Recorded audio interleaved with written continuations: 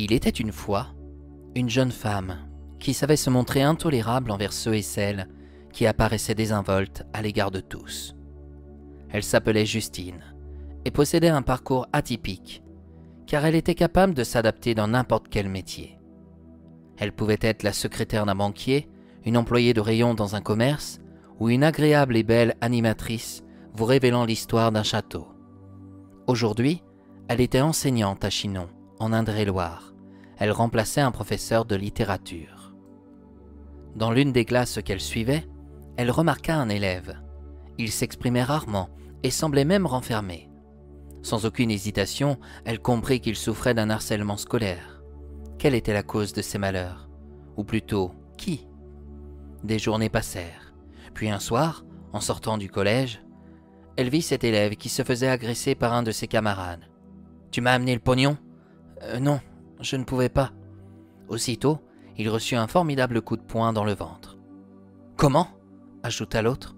« Hé, toi !» s'écria Justine. « Qu'est-ce que tu fais ?» Le harceleur prit la fuite et ne comptait pas s'arrêter en si bon chemin. C'était peine perdue. Il ignorait qui était Justine. En s'approchant de la victime au sol, elle lui demanda si tout allait bien. Malheureusement, ce n'était pas le cas. Le garçon était pâle parce qu'il saignait beaucoup. Justine réalisa qu'on l'avait frappé avec un poing à l'américaine. À l'abri de tout regard, elle posa les mains sur ses blessures. Une lumière blanchâtre en sortit.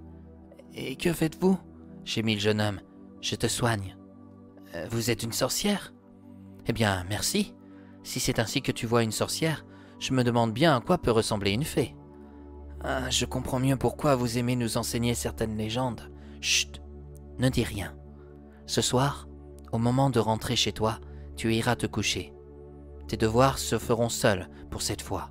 Demain, quand tu te lèveras, tu auras tout oublié de cette entrevue. Quant à moi, je vais aller m'occuper de celui qui t'a fait ça. Oh non, ne lui faites pas de mal. Hé, si je n'étais pas intervenu, il te tuait. Comment peux-tu oser me demander ça ? Nous sommes tous victimes de nos tourments. Il doit certainement avoir son lot de souffrances. » La lumière blanchâtre disparut. Le garçon se releva et ajouta. « Si demain, j'ai tout oublié, puis-je me permettre de faire quelque chose ?»« Quoi donc ?» Prise au dépourvu, Justine sentit les lèvres du jeune homme se poser sur les siennes. Jamais on n'avait osé l'embrasser de cette manière. Sa fougue l'ensorcelait à son tour. Elle commença à regretter le fait d'effacer cette journée de sa mémoire. « Désolé, je n'ai jamais eu l'audace de vous dire à quel point vous me plaisez. Ce baiser le démontre parfaitement.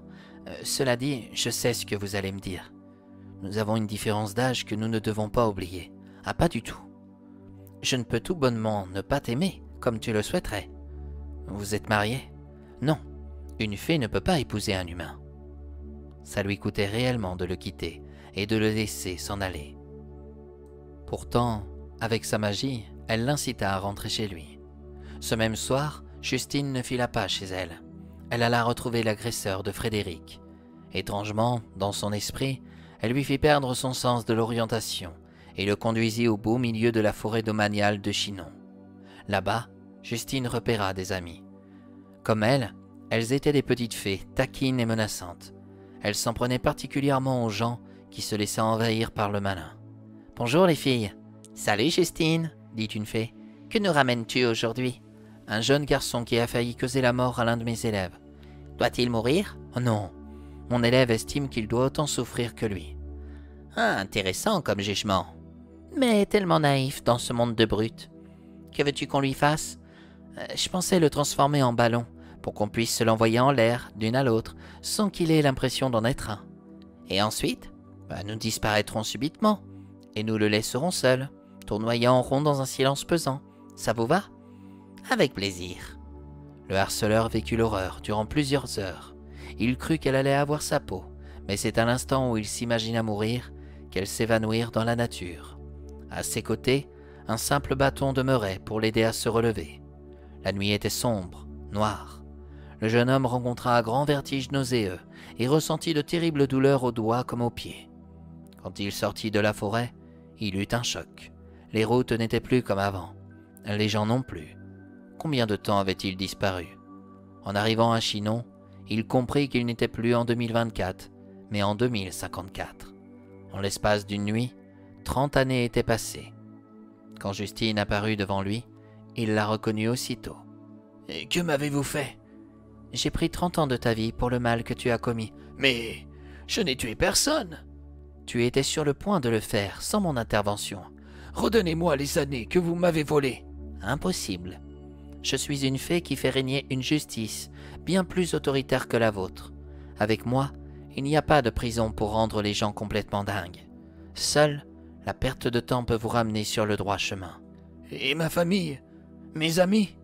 Avez-vous songé à eux ?»« Et toi, lorsque tu t'apprêtais à tuer Frédéric, as-tu pensé à ses proches ?» Voyant qu'il n'aurait pas le mot de la fin, le harceleur devenu vieux s'en alla. Qu'allait-il devenir? Personne n'en savait rien. Il tenait son destin entre les mains. Quant à Frédéric, il oublia le lendemain de son agression l'intervention de Justine. Grâce à sa baguette magique, pour tout le monde, l'oppresseur n'avait jamais existé. Et c'est ainsi, mes chers amis, que nous arrivons à la fin de cette nouvelle histoire. Vous pouvez croire à la magie comme ne pas la considérer, mais dans les contes fantastiques de France, il y demeure toujours une morale qui vous incite à dire à ceux que vous croisez: ne faites pas aux autres ce que vous n'aimeriez pas que l'on vous fasse.